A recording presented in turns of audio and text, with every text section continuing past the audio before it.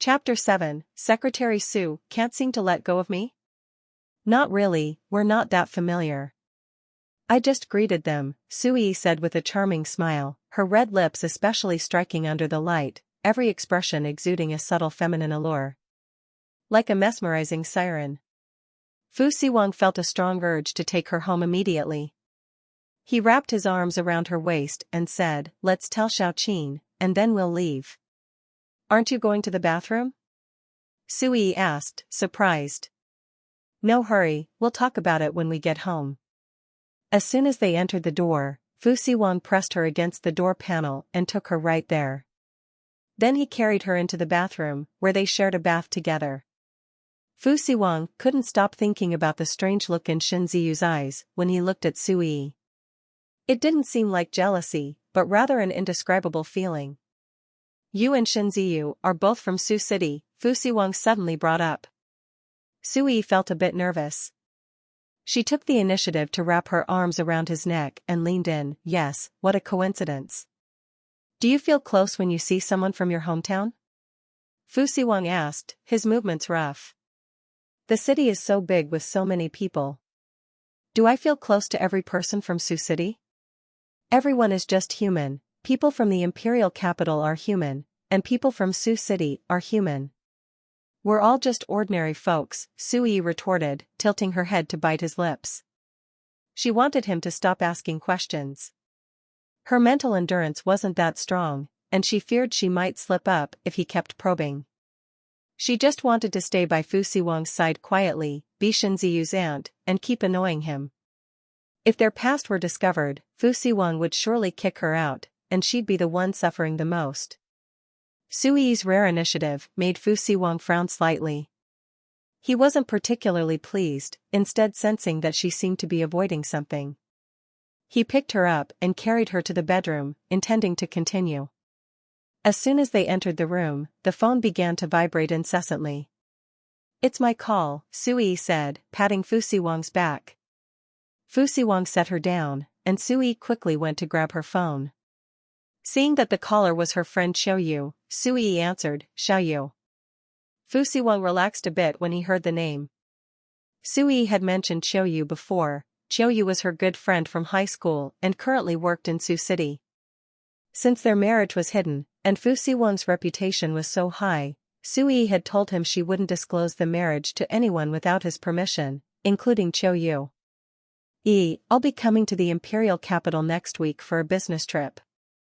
Let's meet up," Xiaoyu said excitedly. "Really? That's great, we haven't seen each other for a long time," Xu Yiyi was thrilled.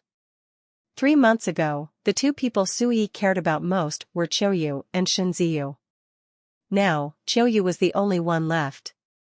So she treasured the time she had with Xiaoyu. Xu Yiyi might betray her, but Xiaoyu certainly wouldn't. Siwang observed Xu Yiyi and noticed she was different from usual. She seemed like a lively little girl. He had rarely seen Xu Yiyi in such a childish light. Xiaoyu was still working, so their conversation was brief. Despite not keeping in touch often, they both regarded each other as their best friend. "Done with the call?" Siwang asked. "Yes, Xiaoyu is coming next week."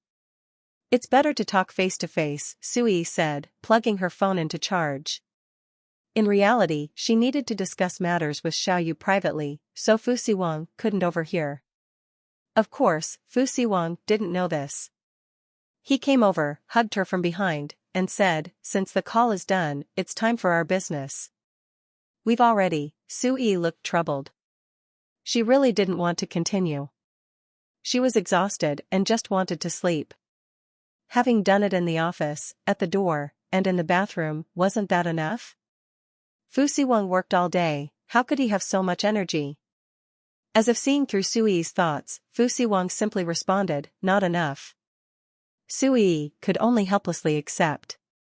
Afterward, Siwang held her from behind while they slept. He asked, "Xiaoyu still doesn't know about your marriage. Since she's your close friend, isn't it a bit unfair to hide it from her?" "It's because you didn't want me to say anything," Xu Yiyi said with a cautious, obedient demeanor. In reality, she had already told Xiaoyu. Xiaoyu knew Fu Siwang didn't want the information leaked, so she pretended not to know during their call. It's fine to tell her, Fu Siwang said with a relaxed tone. Aren't you afraid Xiaoyu might spread the news? Xu Yiyi was surprised. Fu Siwang had been very secretive about her identity. There are already many people who know about us. There's no such thing as a completely airtight wall. There's no need to hide it deliberately. Xiaoyu is coming next week for a business trip, and your life has already changed. How could you still keep it a secret? Fu Siwang's large hand gently stroked her cheek and pushed her hair away. Xu Yiyi understood. Indeed, since marrying Fu Siwang, her lifestyle had changed drastically. From living in a partitioned room in the suburbs to a spacious apartment in the city center, from a small single bed to a king-size bed, from eating instant noodles and buns at night to having the CEO cook for her. Her life had turned upside down. Then I should thank Mr. Fu for providing such a comfortable life. Xu Yiyi turned around, facing him, and kissed him, her voice sweet and alluring. Fu Siwang pinched her waist and said in a husky voice, "Don't want to sleep anymore?" Xu Yiyi immediately obediently closed her eyes. Seeing her so compliant, Fu Siwang's lips curled into a satisfied smile. He used to find women annoying, pretentious, heavily made up, and materialistic. But now, the sensation of holding a soft, fragrant woman while she slept was really pleasant. Getting a taste of it, he wanted more. Xu Yiyi slept uneasily. She dreamed of Shen Ziyu, of the happy times they once had. Then she dreamed of the day she and Fu Siwang signed their marriage agreement. In reality, she was even less eager to publicize their marriage than Fu Siwang. She knew that a man like Fu Siwang would eventually tire of her, and their marriage was merely to appease Fu's grandmother. It was only a 3-year temporary marriage. When the time was up, if Fu Siwang didn't renew the agreement, she would have to pack her bags and leave. If their marriage became widely known and she left, she would certainly be ridiculed by everyone. Especially by Shen Ziyu. Xu Yiyi felt a heavy burden, and she suddenly woke up, realizing the room was dark and it was still early outside. However, she seemed unable to fall back asleep, with not a hint of drowsiness remaining. Fu Siwang slept lightly and was awakened by her tossing and turning. He was puzzled since she usually slept very soundly. "Can't sleep?" he asked. "I had a nightmare," Xu Yiyi said, pressing her head against his chest. "What kind of nightmare made you so scared?" Fu Siwang asked with curiosity. Xu Yiyi hesitated and said softly, "I dreamed that Mr. Fu kicked me out, and I felt really upset when I woke up." In the next moment, she heard a low chuckle from above her. "Secretary Xu can't seem to let go of me?"